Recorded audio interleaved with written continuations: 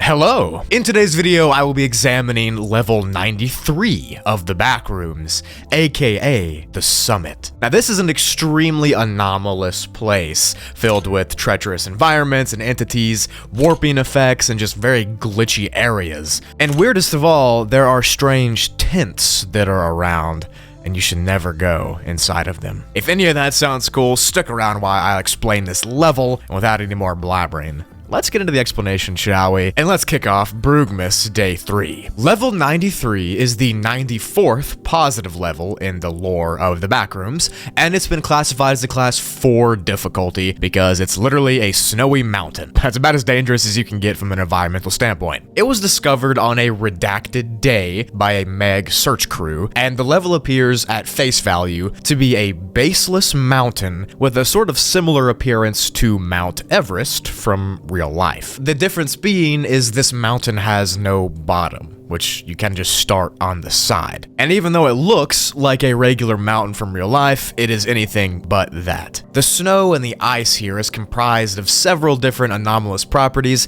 as well as the environment itself being comprised of weird stuff too, all of which I will be explaining in great detail right now. The physical ground of the mountain is covered in a thin, powdery snow, and it is very weak in composition. Ice and snow and sodium and carbon and iron is what this is all constructed out of, and this pretty much means that the mountain is prone to having huge avalanches at random intervals. Since the snow is so powdery, any slight movement can cause an avalanche to happen. And what causes avalanches, you might ask? Vibrations in the ground, which come from people like you trying to climb up the mountain. So you're pretty much taking your life in your own hands if you decide to come to this level and climb up to the top of the mountain. If you come here on purpose and you don't just accidentally fall here, you're gonna need to bring crampons and ice picks and proper clothing, that way you don't freeze. That would be bad to freeze. The cold is literally so bitter in this level that even entities that no clip here freeze. Under the snow, you can find the corpses of smilers and hounds scattered about. And this quote from the actual page itself really speaks to that. If a level kills entities which want you dead, you know you're gonna be in for something, end quote. So yeah, if the level is actually killing entities, imagine what it's gonna do to you.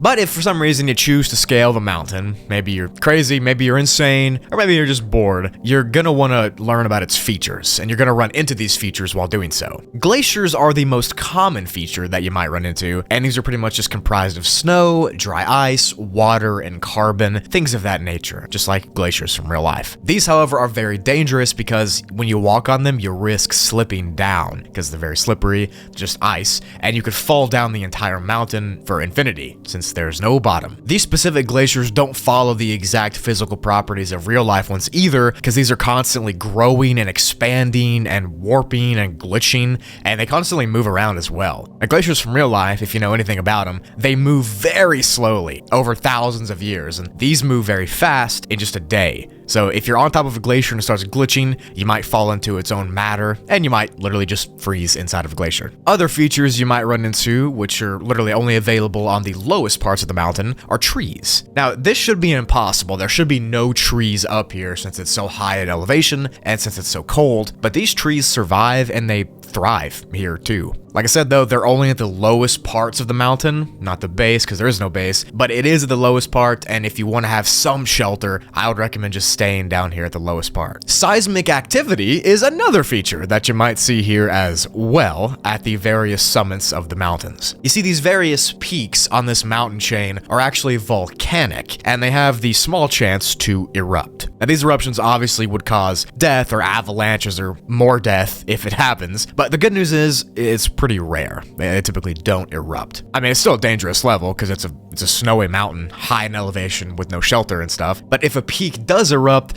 the lava that emerges from it is said to flow at almost a 2 times faster speed than in real life, which kind of adds to another layer of danger because usually you could probably outrun lava, but you won't be able to do it this time. Now, finally, to what I mentioned in the intro, there are random tents that are sporadically placed on the sides of the mountains here. Now, these are usually manifested in the flatter areas, and they're normally reddish or yellow in color. These are never to be entered for any reason because they play home to the only entities in the level. Hounds and wretches and skin stealers kind of stay inside these tents waiting for wanderers that are freezing cold and wanting to get into shelter to come inside, and then they'll ambush them and eat them. They're also really the only dark places on this level, and many entities here like dark places. So if you see a tent or a group of tents, no matter how tired you are, no matter how exhausted you are, never go inside of a tent because there's probably something or someone in there waiting for you. The weather on the mountain is very hostile and it is ever changing. It can range anywhere from -9 degrees Celsius to -80 degrees Celsius, or for the Americans, 15 Fahrenheit to -112,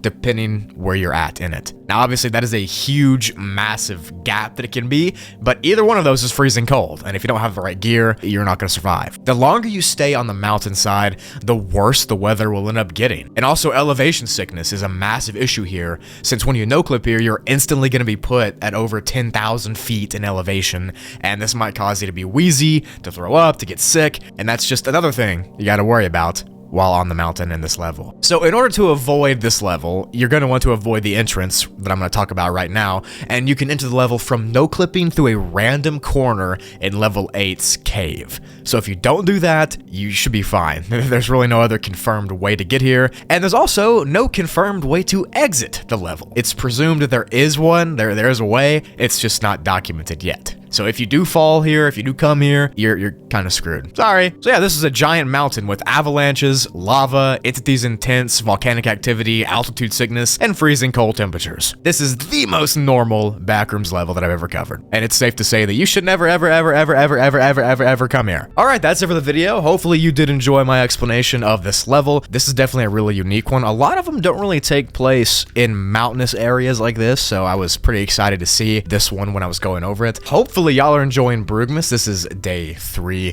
Thank y'all for your support on the channel this year. Lots of new stuff coming in the new year, and I really hope you're excited for that. I don't want to waste too much of your time, but I really do appreciate y'all for watching to the end. If you did watch to the end and you enjoyed it, leave a comment telling me what you enjoyed about it. Thank y'all so much for everything. With all that said, I will see you in the next video. Make sure to tell somebody you love them because life is too short not to. Hopefully you're having a great day, and I will see you when I see you next.